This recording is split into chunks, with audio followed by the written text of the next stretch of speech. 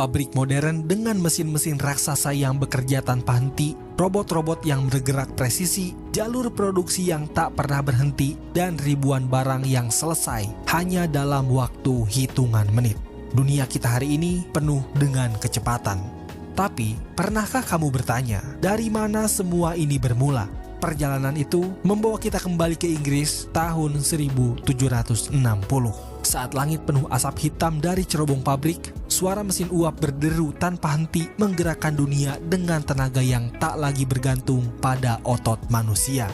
Untuk pertama kalinya dalam sejarah, manusia bekerja lebih cepat daripada tenaganya sendiri. Inilah sebuah titik balik saat kain-kain katun dari pabrik Manchester mengalir ke seluruh dunia. Saat kekayaan tak lagi ditentukan oleh luas tanah, tapi oleh modal dan mesin. Dan saat ribuan perempuan dan anak-anak masuk ke pabrik, bekerja berjam-jam di bawah cahaya redup demi sesuap roti. Orang-orang saat itu belum sepenuhnya menyadari bahwa saat itulah awal dari sesuatu yang dinamakan revolusi industri.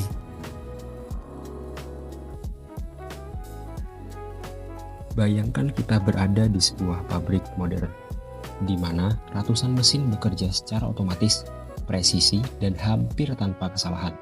Pernahkah kita bertanya, siapa sih sebenarnya yang mengendalikan semua proses itu? Jawabannya adalah PLC, atau Programmable Logic Controller. PLC pertama kali dikembangkan pada akhir tahun 1960-an untuk menggantikan sistem kontrol berbasis relay yang rumit dan sulit dimodifikasi. Saat itu, industri otomotif membutuhkan sistem yang lebih fleksibel, mudah diprogram ulang, dan jauh lebih efisien. Dari kebutuhan itulah lahir PLC, yang hingga saat ini menjadi otak utama dalam dunia otomasi industri. Secara sederhana, PLC adalah sebuah komputer industri khusus yang digunakan untuk mengontrol mesin atau proses secara otomatis. PLC menerima input dari sensor, memprosesnya berdasarkan program yang telah dibuat, lalu menghasilkan output untuk mengandalkan aktuator seperti motor, valve, atau lampu indikator. Salah satu keunggulan utama PLC adalah keandalannya. PLC dirancang untuk bekerja di lingkungan yang sangat ekstrim seperti suhu tinggi, getaran tak terkendali, dan gangguan listrik. Selain itu, PLC juga fleksibel karena programnya bisa diubah tanpa perlu merombak perangkat kerasnya. Hal ini sangat berbeda dengan sistem relay tradisional atau relay konvensional. Namun, PLC juga memiliki beberapa kekurangan. Salah satunya adalah biaya yang relatif mahal, terutama untuk skala kecil. Selain itu, PLC cenderung kurang fleksibel untuk aplikasi non-industri, karena memang pada dasarnya dirancang untuk otomasi industri proses. Jika kita bandingkan dengan microcontroller seperti Arduino atau ESP32, keduanya sebenarnya memiliki fungsi yang hampir mirip, yaitu sebagai pengendali. Namun, PLC lebih unggul dalam keandalan, keamanan, dan kemudahan maintenance di industri.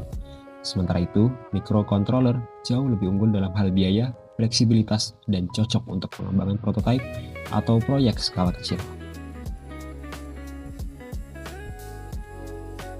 Sebagai contoh implementasi, PLC banyak digunakan dalam sistem conveyor di pabrik, pengisian otomatis pada industri minuman, hingga pengendalian lampu lalu lintas. Bahkan dalam sistem yang lebih kompleks, PLC bisa terintegrasi dengan jaringan industri dan sistem monitoring berbasis SCADA atau DCS.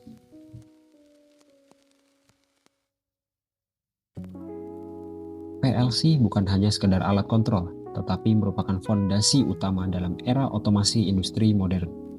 Dengan kemampuannya yang andal dan fleksibel, PLC telah membantu meningkatkan efisiensi, produktivitas, dan keselamatan di berbagai sektor industri. Jadi, ketika kemudian kita melihat sebuah proses berjalan otomatis dengan nyaris sempurna, besar kemungkinan di baliknya ada sebuah PLC yang bekerja tanpa henti. Sekian dari saya Dimas Bambang Permadi, NPM 23150231029. Mengucapkan terima kasih. Sampai jumpa kembali di pertemuan kita selanjutnya.